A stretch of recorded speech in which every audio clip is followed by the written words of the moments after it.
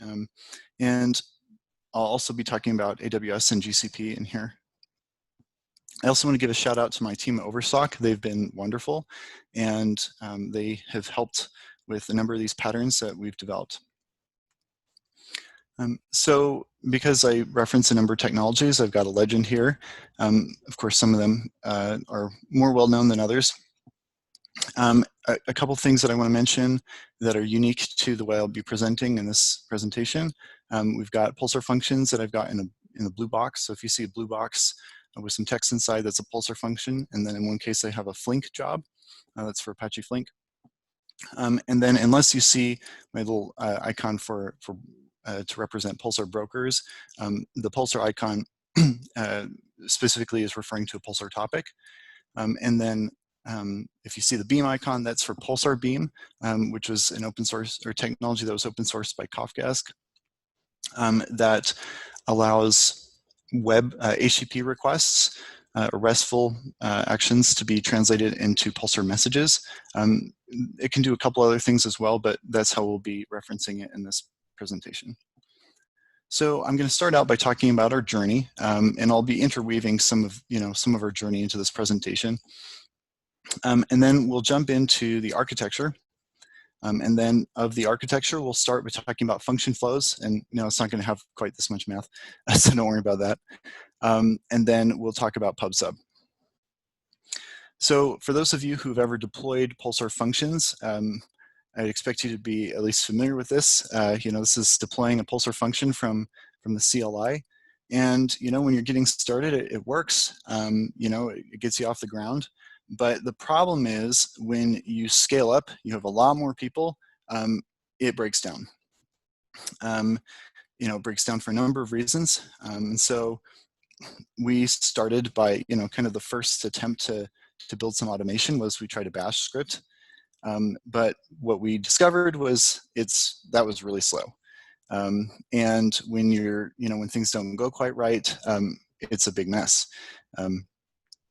It's hard to process the error text output in a nice clean way. And our first attempt to try and clean that up was using Python as a wrapper, but that didn't really work very well either. So we went back to the drawing board and we started to look at, okay, what are we really trying to accomplish here? What is the problem we're trying to solve? And we tried to look at the big picture and figure out what would be the ideal way to solve this problem, and how can we leverage Pulsar as part of our solution?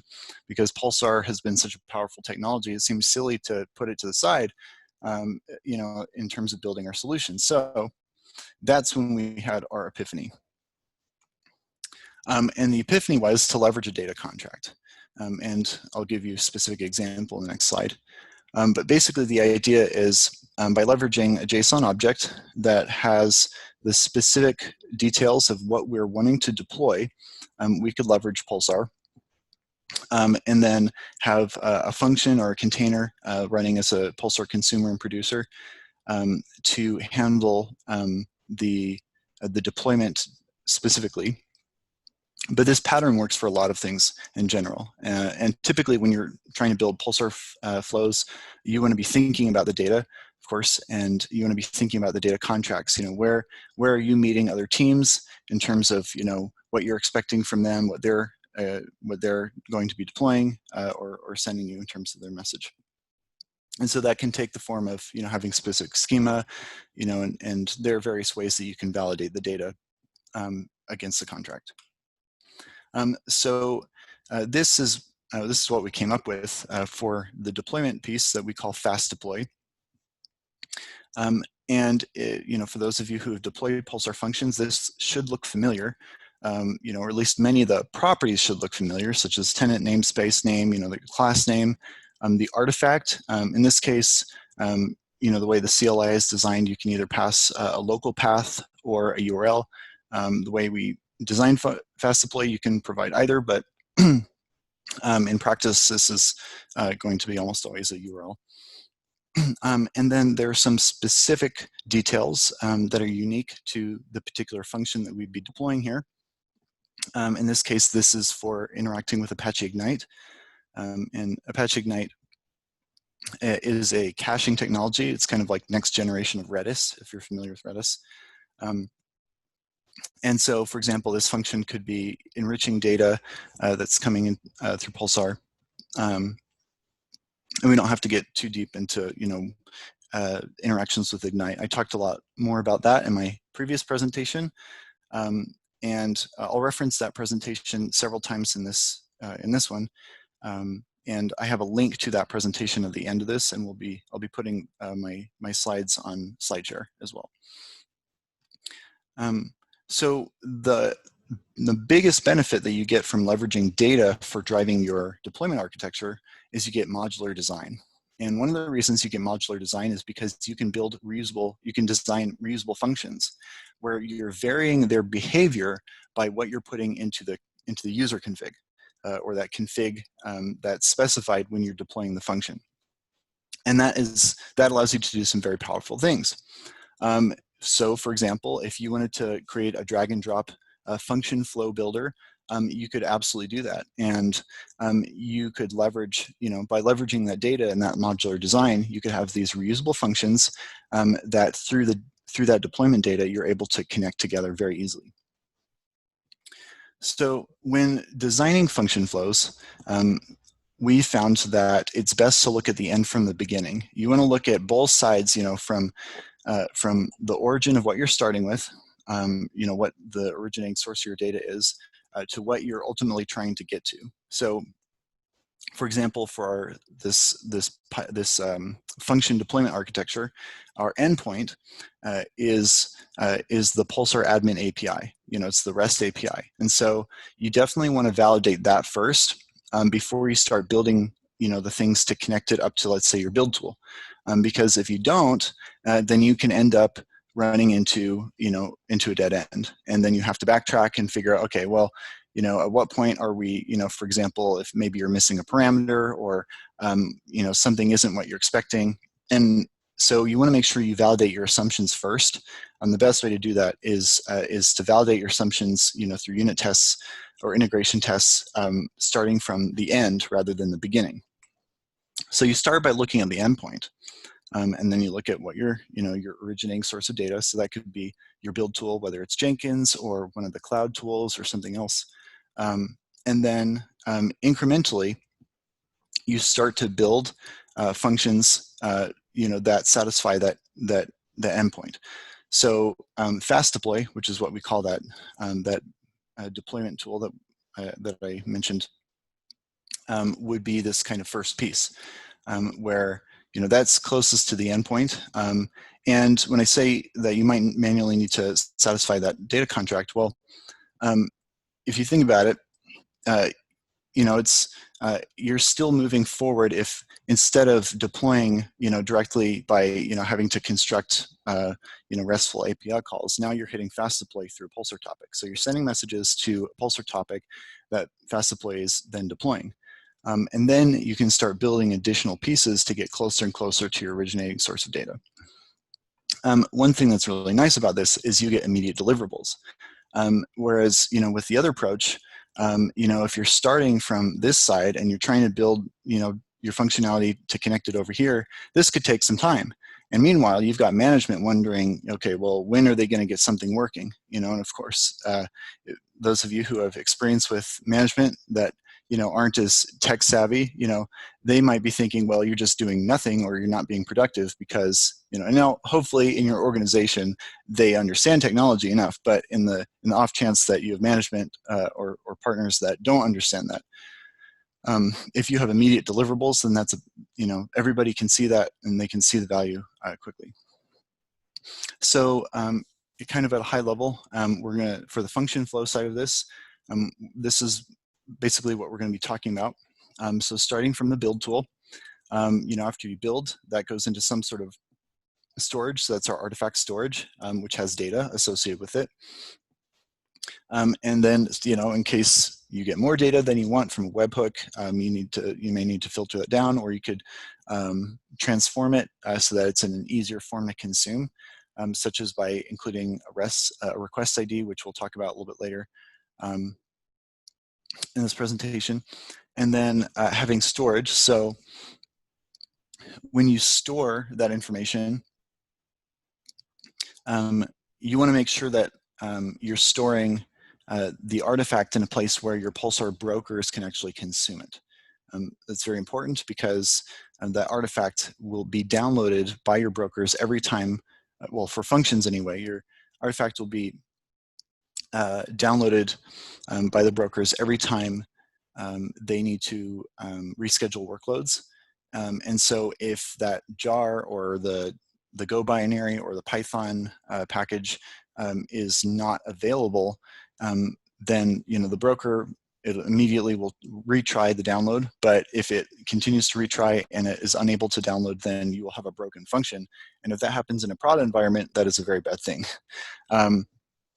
So you want to make sure that where you store your artifact, if it's not the same storage as where your build tool puts it, that it's in a place where the Pulsar brokers can always download it. And then you have a gatekeeping system. So the idea here is you don't necessarily always want to fully automate the deployment. You might want someone, whether it's QA or an engineer, to just check and make sure that what's about to be deployed looks good. They can push the button. And then also you need a way to be able to manage your configs. And especially in like a multi-tenant kind of environment where you have a lot of different teams that are creating configs and needing them deployed, you want to make sure that you can keep track of that easily. And then, of course, there's the piece that actually handles the deployment. Let's see. So we talked about this data contract, and we talked about the value of varying the properties to change the behavior. And so an example of that is for backfills. Now, if you're not familiar with what I mean by talking about a backfill, that's a pattern that I talked about in my previous presentation, and again, a link to that is provided here at the very end of this presentation on one of my last slides, and then that will be in SlideShare. And we'll make sure that everybody can find that easily. But if you're familiar with that pattern, it's really easy to create that path, by just making some simple changes to the data, which could be done with, with some automation. So how we started in building Fast Deploy. We started with using the Java admin API. So we were consuming from a Pulsar topic, and it worked. It certainly allowed us to start the journey of leveraging Pulsar and these data contracts to drive our deployment automation. But it was clunky and it was hard to maintain. And so we rewrote it in Go, which actually cut the code volume in half. And just based on some of the uniquenesses of Golang, we were able to more easily pass the data from this JSON directly into the HTTP payload for the REST, for the admin call that we send to Pulsar.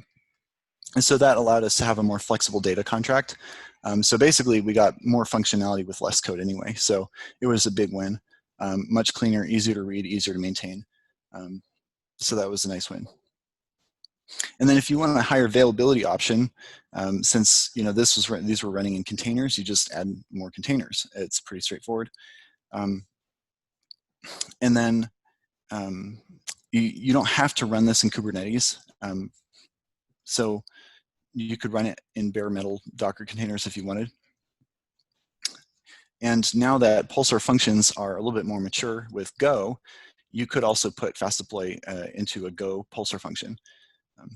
So there are several different options that you have there depending on what your needs are. Now, if we look upstream from Fast Deploy, we can, since we're building this and from the beginning, right? We got the Pulsar clusters, the different admin endpoints for prod and test. And then, we have this router pattern, which we'll talk about. The router is an example of a reusable function pattern that is quite valuable. And it's the only, I think it's the only reusable function pattern we'll be covering here in this presentation. And so, if there's some interest, we could cover more at a later time. But basically, the router, the way it works, here I'll skip to this next slide. You could think of each message, right? You've got the message is the piece in blue, and you can wrap that message in an envelope. And the envelope has a place where it's addressed, as to where it needs to go. And so when we deploy this router, so this is a fast deploy config that would be to deploy the router. The essential piece here is you've got this key that we're going to leverage to basically, what the router does is it constructs a topic based on a value that's provided in an envelope on the message that it receives. So as it receives a message, it's going to send that message to a topic that is specified in the message envelope. So let me show you how this works. So this is an example of a message that would be passed to the router. And notice in that message, so we've got a JSON array of fast deploy configs. In this case, it only has one config inside of it, and we've got this this envelope that has environment specified, and then the value of environment is test. And so so the router is going to substitute, or it's going to provide, it's going to leverage this value here as test when creating the topic that it's going to send the message to.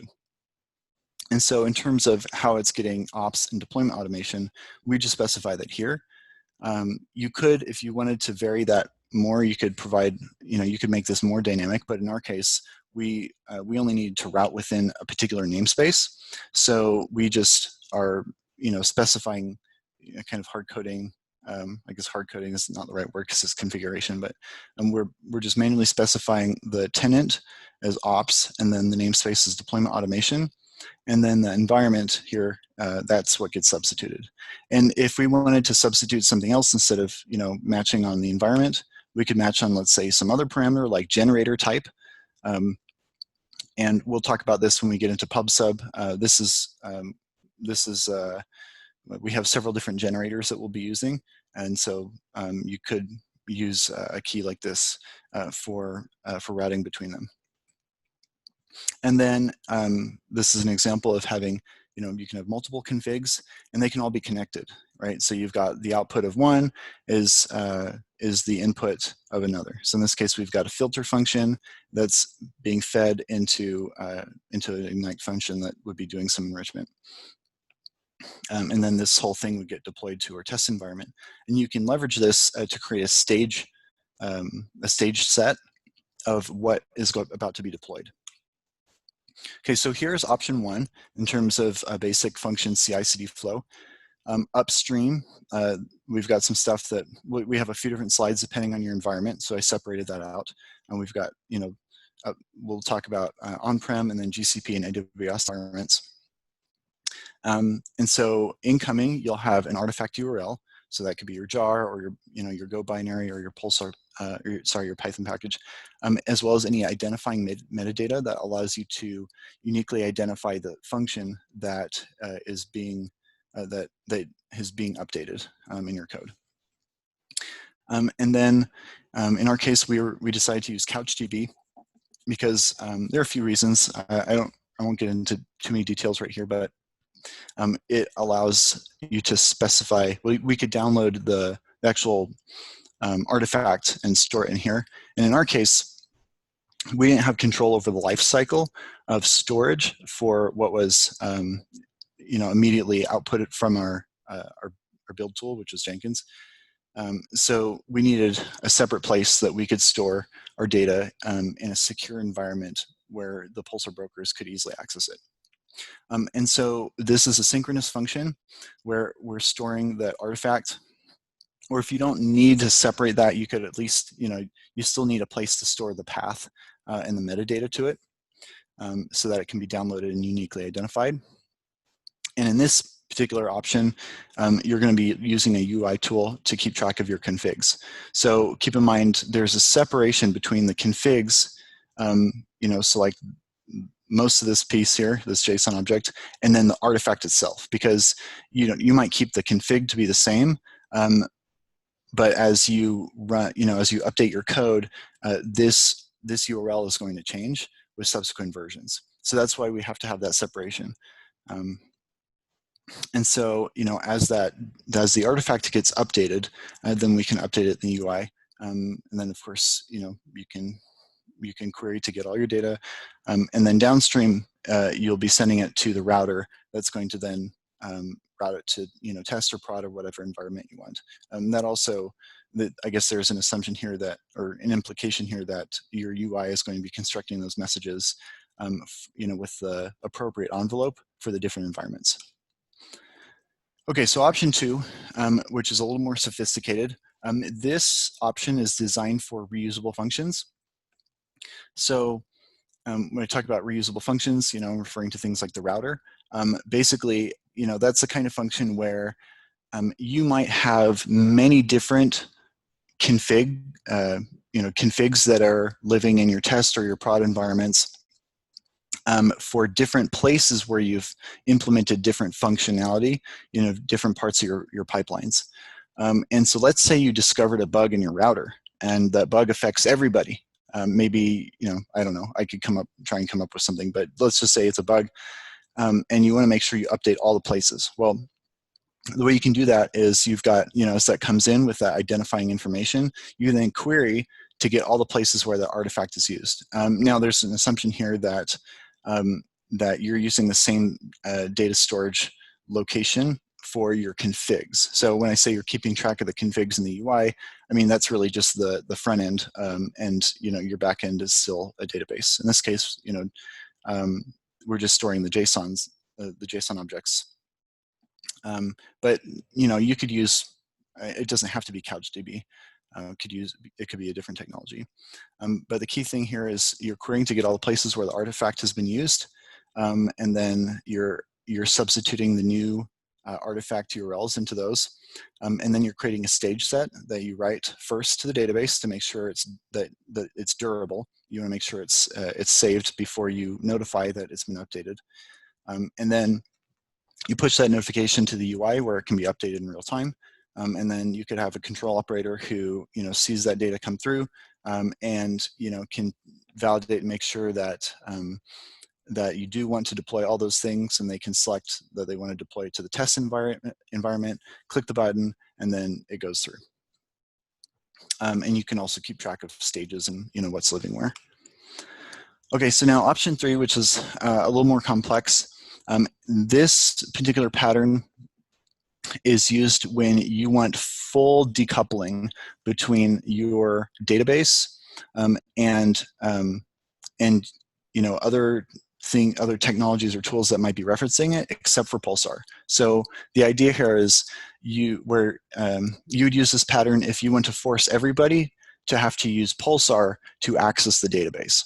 And you can use this kind of pattern for other cases or circumstances where you need to have that kind of decoupling or separation. And one of the cases where you want to do that absolutely is if you ever wanted to, or if you want to make it easy, if you ever wanted to substitute out a different technology here. Let's say at some point you think you might need to swap out the database with some other technology. Well, this pattern makes that so much easier, because the first thing you'd do is you'd write a script to migrate that data in a batch sense, to your new tool. You can test that, make sure it works. But before you ran it for production purposes, you would then pause your function flows so that you would start accumulating message backlog. And you would run that batch script to migrate your data to the new tool. And I guess there's an assumption here you'd also have written a new function that would translate, the commands that you would be running into, like the database specific query commands, or whatever their language is. So you'd have that function available. So you'd run the batch script to migrate your data, and then you'd swap over the connection to the new function. And then you would open the floodgates and let your messages pass through. And as long as your consumers, or your the people who'd be impacted by any downtime are not too sensitive to latency, then nope, they wouldn't even notice that you just swapped out the entire database technology. So this can be a very powerful, powerful approach to migrating data. And then of course, typically migrating data, database technology like that is not easy, but this makes it a lot easier. So if anyone has more questions about this, we can talk about it more. Okay, so then upstream from let's see, upstream from this and the other slides, where we're starting with this piece of synchronously, handling the artifact data. We've got our build tool. So in our case, which is on-prem, we're starting with Jenkins, and we're using Sonatype Nexus for a storage layer. But since that's managed by another team, that's why we're also storing the artifact in Couchdb. But the key thing here is that after the artifact is deployed to storage, we have a webhook that's hitting, or in this pattern, the pattern is designed where that message then goes through, or your data goes through webhook and hits Pulsar Beam, which we talked about briefly. And Pulsar Beam allows you to then put that data into Pulsar, where we can then filter it and transform it and make sure that it's easy to consume. Now, those of you who are on the cloud might think, well, I'm not using any of these technologies. What about me? Well, so we've got an AWS version. So in this case, we're using Code Pipeline. Well, we also have GitHub as our repo, but you could use any of the other repos that have webhooks that connect into Code Pipeline. And one of the key things here is that after you trigger your build and you get that artifact into S3, is you need to pass the metadata to that artifact down to your Lambda function that can then write it to Beam and get it into Pulsar. And then also you want to make sure that you secure it well, because you certainly wouldn't want your S3 bucket to be compromised. And then the GCP version is basically the same. Except you're using Cloud Build instead of Code Pipeline. And then, of course, the GCP equivalent technologies, which are pretty similar. The one thing about GCP, I mean, I'm not here to give a comprehensive comparison between GCP and AWS, but AWS is a little bit farther ahead in terms of their cloud function offerings, in terms of like what languages are supported. So just be mindful of that if you're using GCP. Of course, there are some things that GCP does better than AWS, but again, I'm not going to do the comparison here. So then here is that first flow, kind of high level, and then the second one, and then the third one. All right, so that kind of concludes our function side of this. So then let's talk about PubSub. Okay, so this is a whole nother diagram, and there's a lot going on here. So let me go through these in pieces. So in our case, we're starting with ServiceNow. You don't have to use ServiceNow. I know, some larger organizations may be using it, but maybe smaller companies won't. I don't know all the details of who who's using ServiceNow or who isn't, but basically you just need a UI or some kind of tool or mechanism that allows a user to request a new topic, and they could even just manually publish to a Pulsar topic with a JSON object that will specify the next slide.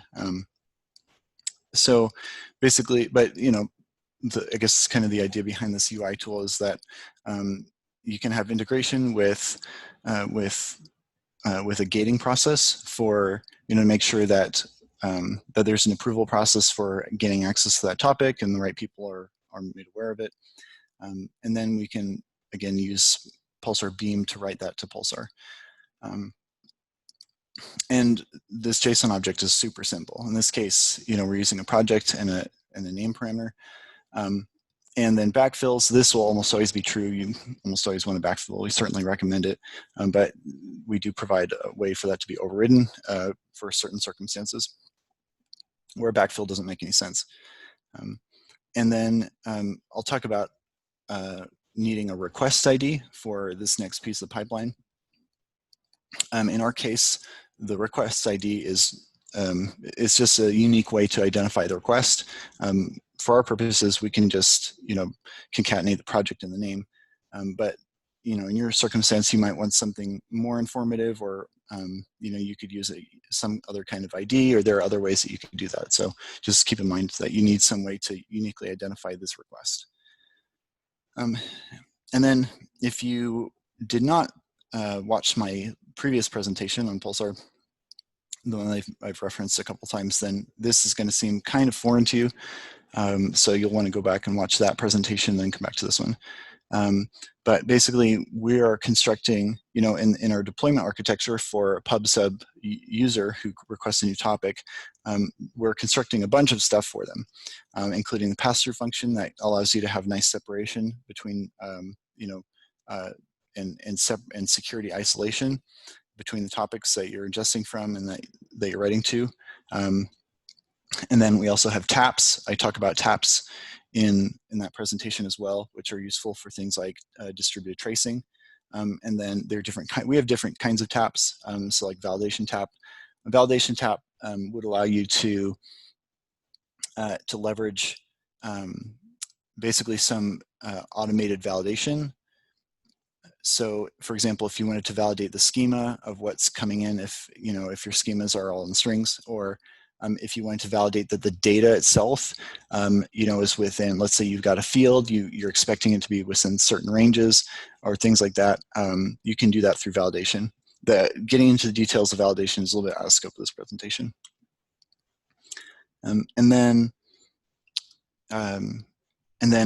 after that request comes through, we've got a Pulsar function that is basically leveraging a template to create the configs. Some of these are fast deploy configs. So for example, for the tap functions and the pass-through functions, we're generating fast deploy configs for those to construct instances of them.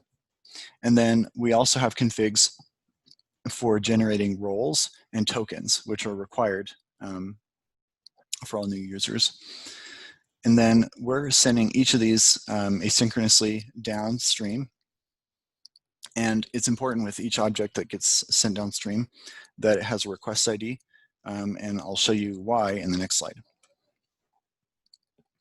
So in this case, we've got each of those messages being sent to a router. So here's another router instance. And it's going to route based on where those messages need to be sent. So like if it's fast deploy config, or for the role or for the token, it's going to send those to the appropriate places. So each of these functions is going to handle the behavior of constructing when it needs to. So fast deploy, is going to deploy the functions. The role generator is going to deploy the roles, and then the token generator is going to construct those tokens. The reason that this is in a black box instead of blue is because there wasn't an API that we could hit to generate the tokens. And I guess we haven't, maybe we could reverse engineer the Pulsar CLI, but we haven't done that. So we actually we had to put this in a Docker container. The other ones are in Pulsar Functions, but this one is in a Docker container. Because we needed to call the Pulsar CLI and then have actual like a local disk storage to put the token temporarily before sending it downstream. And then here we've got Flink, which is, and if you're not familiar with Flink, this might be a little bit foreign to you. So I encourage you to look into Flink more if you want to better understand this. But basically what we're doing is we've got a 60-second window, or you could adjust the window size, to make sure that it completes in a timely manner without taking too long. And it's going to perform a streaming join on all the data coming in on this key. When the key is our request ID. And so what this allows us to do is say, okay, within 60 seconds, we want to see what was created. Of all the things that were, that were expected to be created here for this entire deployment, for our new tenant or new user, we want to make sure, we want to have a timeline to say, okay, all those things were configured, and now what? So from there, we save what was created, and then we check if anything was missing. And if anything was missing, then we can pass that through message into our notification function, to vary the behavior there, so that we can, the team that's responsible for Pulsar could be notified if there was a problem, or if everything went smoothly, then it can automate the process of notifying the corresponding team of where to get their tokens. And that needs to be a secure location as well. And so it could send emails or or whatever is necessary to provide that information. And so here's that entire flow for PubSub. So starting from that kind of request side of things, and then generating the configs, and then passing those down into the generators where we're actually creating the objects within Pulsar, and then joining and making sure that there's a timeout so that if something was, was missed, if one of these failed, then we can report that in a timely manner, and then making sure it gets back to the user. And then again, you don't have to use Couchdb here.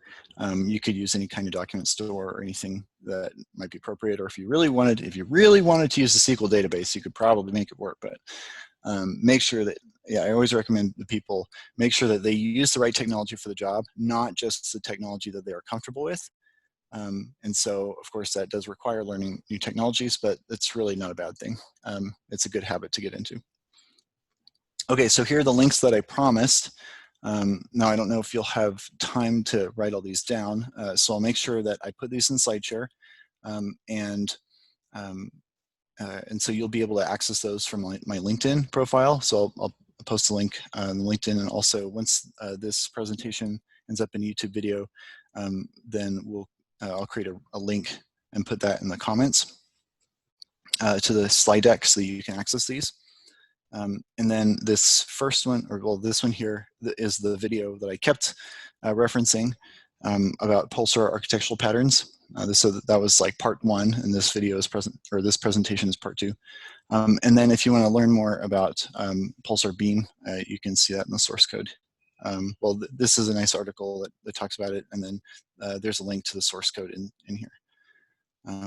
Okay, so we just have a few minutes left. Do we have any questions? See, I don't see any questions so far in the Q&A for the Zoom. So I'll just wait a minute to see if anyone has any questions they want to put in. Make sure you put any questions into the Q&A box for Zoom rather than the chat. Yeah, hey Devin, actually we got a couple here in the chat function. Okay. But I'm gonna go ahead and read it off for you. Okay, great, thanks. Yeah, AWS and GCP examples were provided by the build automation. What about Azure? Sure, so Azure, it's been a little while since I've worked with Azure, but I would expect them to have equivalent technologies. And so if I go back to the slide, one of the slides here, you can start with this one. The basic pieces that you need, I mean, if you look at GCP, or sorry, at AWS compared to GCP, they're almost identical in terms of their architecture. And so the main thing is you want that build system, you need some kind of storage, and then you want to make sure it's secure, and then using Pulsar Beam to process those messages. And I believe that Azure has an equivalent of a Lambda as well. And then in terms of what build tools they have available, that's something that you'd have to look into. But I'm reasonably confident that they have some equivalent technology, but you might want to talk to somebody there who could provide some guidance in how to build those kinds of flows. Awesome. Cool. There's another one. You mentioned tab functions and pass-through functions. What are these? Okay, sure. So I can talk about these briefly since we have a little bit of time here. So let me go back to this slide. So I did mention that a pass-through function. Whoops. The point of one of the purposes of a pass-through function is to isolate or to provide some separation of these topics for ingest as well as where your data is going to. The idea here is you don't, when you provision a new tenant or a new user of Pulsar, you want to give them the ability to separately produce and consume. There may be cases where, let's say it's HBI or very sensitive data, and you don't want that data to be seen by everybody. You want to make sure that you have nice, clean isolation of from a security standpoint of that data, as it comes in and then it goes out. So you can separately isolate them. And then also we can leverage that for other things. For example, as the messages come in, they have a nice clean timestamp. And we might want to enrich that message for distributed tracing. And then, for validation, we might want to validate that the data looks good. So there are different patterns. There are different, you can kind of get creative with these, but if you want more information on pass-through functions as well as on backfills, that's all in that presentation that I reference right here. So please check out this video if you want to learn more about that. Okay, great. And I think there's just one more question here, and then we can wrap up. It says, you used Couchdb in your flow example. Do we need to use Couchdb, or can other technologies be used for the same purpose? Sure. So you don't have to use Couchdb. I think I mentioned that a couple times. But let's say we go back to this, or maybe we'll talk about, sorry, we'll go to this one. So you can use any kind of document store. Like I said, you could potentially use a SQL database, but it would be a stretch. I don't think a SQL database would be the ideal technology here. The key thing is you want a document store, and depending on whether or not you actually need to store the artifact, in this same location, that may change your requirements. So like in our case, because we didn't have full control over the life cycle of Nexus, we wanted to make sure that, and plus there may be security or networking concerns that you run into, with opening up access to your brokers. So it can be valuable to have technology, a distributed technology that allows you to download those jars or your artifacts. Now you could potentially use something like NFS, but NFS is hard to query, right? So like in this particular slide, if you want to query to find all the places where the artifact has been used, you want to make sure that you use a technology that is distributed in nature, so that you get good durability and consistency and availability. But you also want to have some ability to query, for example, to get all the configs that are using your artifact. So that can be really helpful. Hopefully that answers the question. Cool, awesome. I think that wraps it up with Q&A. If there are any additional questions that come through from the audience, just a reminder, we have the Pulsar Summit Slack channel that you guys can join in the workplace and reach out to any attendees or speakers if you guys want to continue networking or keeping the conversation going. Thank you so much, Devin. That was an awesome session.